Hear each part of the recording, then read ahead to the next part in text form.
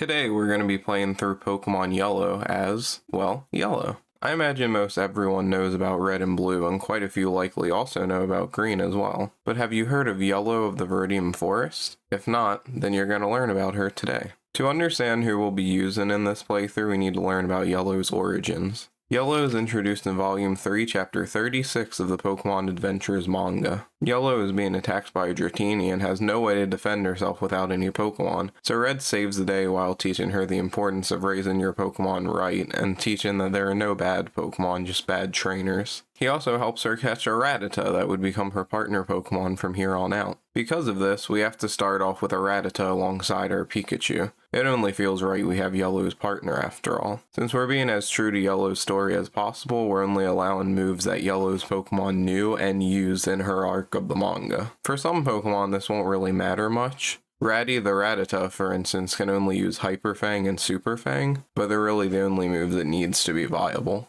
Pika the Pikachu, Red's Pikachu that Yellow used for most of her arc, has the best move pool in this run, having access to Thunder Wave, Thunder Shock, Thunderbolt, Flash, Surf, Rage, Bide, and Substitute for whatever reason. We can kind of build Pika how we want. Then there's Pokemon like Kitty, Yellow's Caterpie, that stays a Caterpie all the way until the last volume of her arc, and only uses String Shot the entire time. Yeah, Kitty is, a meat shield for most of the run. This meant that starting out we had Pika, a fairly normal Pikachu, and a heavy-hitting Rattata, and a quite literally useless Caterpie. I should mention that while Yellow does have Dodie the Doduo at the start of her arc, she doesn't at the beginning, and to make the run harder, I wanted to wait until I could naturally catch most of the Pokemon in-game, meaning Doduo would have to wait a bit. Either way, Brock was sure to be hard with this team. My first attempt, I led with Ratty and kept going for Hyper Fangs. Because of Stab, I was actually doing pretty good damage, but it was clear I wouldn't be able to win when I couldn't even defeat Geodude. Pikachu and Kitty were essentially useless as well. I ended up getting rid of all of Pika's moves against wild Pokemon until he could struggle. I managed to get close, but now Ratty was struggling due to low Hyper Fang PP. Things weren't great, but I did feel close, so I tried a few more times, and I finally won by leading with Pika, struggling Geodude down as much as I can before switching to Ratty. I needed to get lucky with as many crits as possible, and whenever Onyx tried to bide me or lowered my stats too much,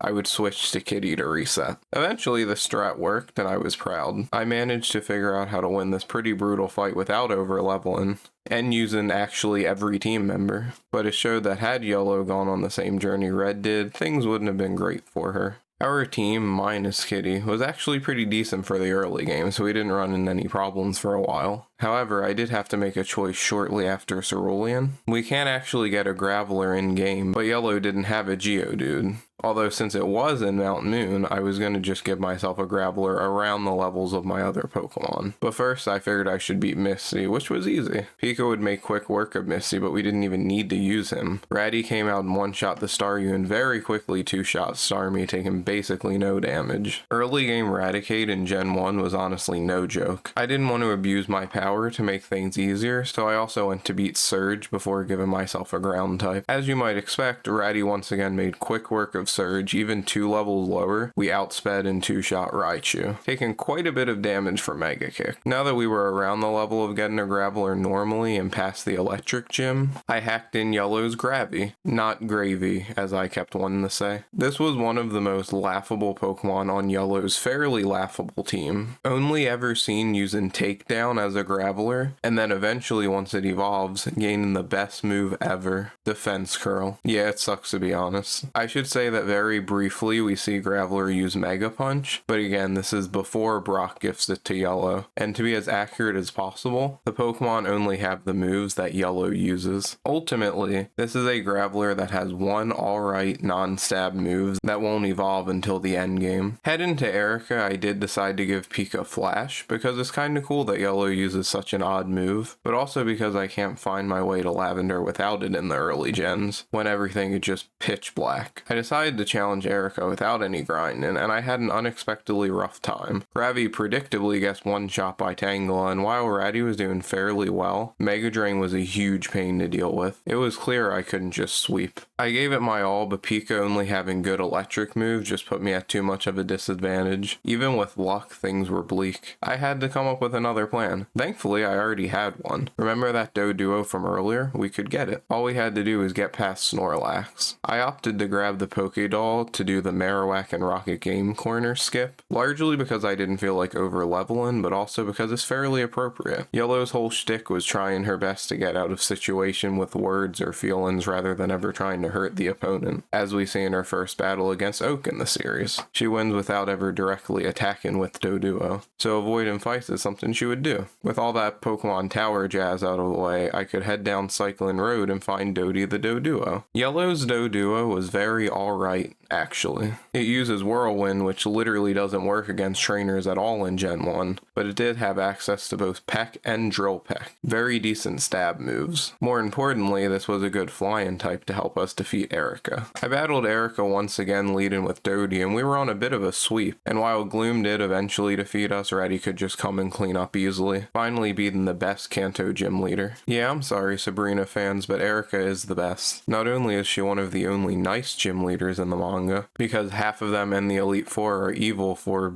some reason. She's reliable and genuinely cares for and cries for Red, as well as having cute moments with Pika. Best girl is best gym leader, okay? Koga was most definitely not best gym leader, and showing me how underleveled I was for the fight certainly didn't give him any points. Due to Koga having a pretty sucky bug team in yellow, Dodie was a good choice, but a bad crit put me out of commission early. This was largely just a matter of being underpowered. I couldn't win as I was, so I decided to get some extra water power. Though it wouldn't help me much in this fight, I went to the house south of Fuchsia and decided that this was a good enough check to teach Pika Surf. You see, Yellow does teach Pika Surf, but there's not a legit way to do this with how I was playing the game. So I essentially went to the last point in the map I could access without Surf, and decided to teach it now. It was actually a great move for Pika, and though it wouldn't help with Koga, it would actually help for some fights we had coming up. So I went into Silphco to level a bit and do all that jazz. Thanks to Surfing Pikachu, Giovanni wasn't too bad. With more of the story done and being a few levels higher, I fought Koga again. Dodie could now manage to two-shot the first Venonat, which was pretty big. Poison was bad, but I didn't have a better answer, so I just kept spamming Peck and took the second Venonat down. Pika could take down the final Venonat and paralyze the Venomoth, leaving Ratty to clean up. The whole team put in a lot of work in that fight.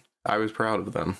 Except Kitty, of course. As you'd probably expect, Sabrina was incredibly easy. A strong physical attacker is really all you need to defeat her, and Ratty could serve that well. Once again, our partner solos an important battle. Using our cute little custom Surfing Pikachu animation Yellow has, we started heading south to Cinnabar, where we could finally get our Ammonite from the Helix fossil. Omni the Ammonite is probably the most solid Pokemon Yellow had in terms of beating the actual game. It only had access to Water Gun and Ice Beam, but that would be more than enough to help take down Lance, which was a huge wall for us. We really needed an ice move to do it, so I'm glad we got one. Water Gun would also help with Blaine. I was feeling a bit overconfident because of it. Thankfully, this universe's Blaine doesn't have a freaking Mewtwo like in the manga, so we should fare pretty well. I led Pika and went for Surf, but it barely did anything, and I went down the Ninetales. I went to Gravy to help take some fire moves and land some takedowns. We managed to defeat Ninetales, but due to Fire Spin being incredibly broken in Gen 1, Gravy fell soon after. Omni came in for some water guns and down Rapidash fast, but Arcanine at level 54 was a whole other beast. We had the win in the bag, but Ratty missed 2 Hyper Fangs in a row, signaling the end of this attempt. Thankfully, it was just bad luck, so I ran things back with basically the same strat, and won. I was eager to evolve the rest of my team and get on to the Elite Four, so I went to face Giovanni. Giovanni actually serves as a savior towards the end of Yellow's arc, helping defeat Lance in the final chapters, using a very similar team to what he uses here. So in any universe, he's not a pushover. Giovanni led with Dugtrio, so I led with Dodie to take advantage of its low defense. It fell without much trouble. Persian would be a problem, so I swapped to Gravy to tank some hits and use,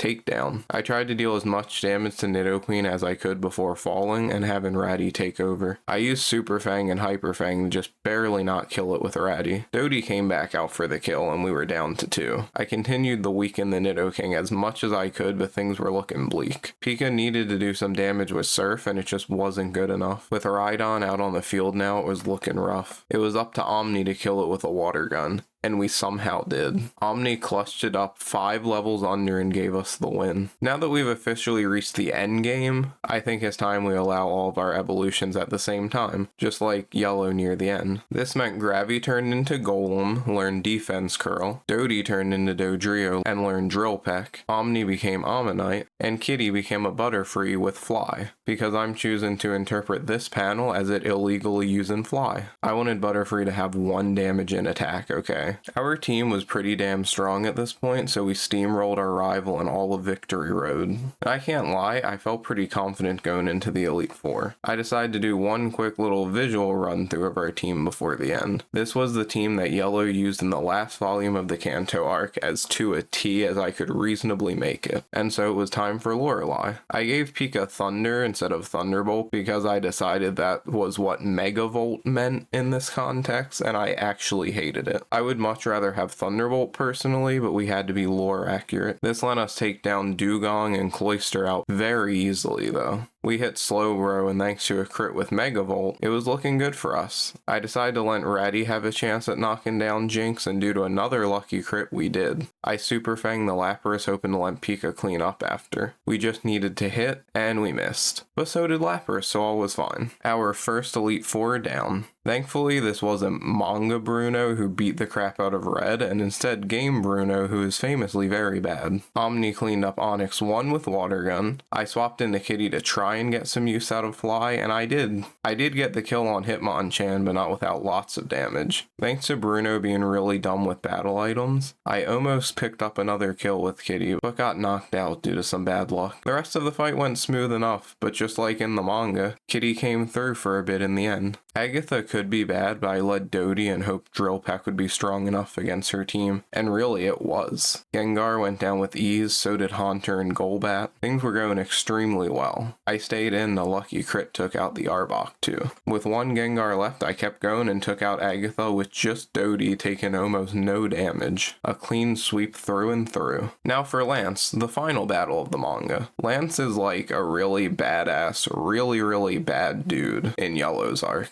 who straight up just blows the hell out of Vermilion City with a hyper beam. Literally just because he's a dick. That's about it. Taking him down wouldn't be easy. However, Pika made some quick work of Gyarados with Megavolt. I tried to go for some interesting bide strats on Dragonair, but like Vermilion, Pika got blown up by a hyper beam. I broke out the Ice Beam with Omni and the dragon started falling. One after another Ice Beam one-shot. If Omni didn't use Ice Beam, I genuinely believe I would have had to outlevel Lance by quite a bit to even stand a chance. But thankfully, Yellow gave us all the tools we needed for the win. After Lance was the final battle. Our rival, well, Lance. Due to some poor plays and some bad luck, I was defeated, and so I did the whole Elite Four over again before challenging the champ again. I lent Dodie Drill Peck the Sand Slash. Thanks to some crits and misses, we managed to take it out pretty easily. Alakazam, as strong as it was in Gen 1, was no match for a crit Drill Peck. Executor was also no match for a crit Drill Peck. Man, Dodie put in some work in the Elite Four. We lent Dodie fall to Cloyster, but it had done more than enough. Pika came in for a Megavolt and missed. Because Clamp crit is broken, Pika fell immediately.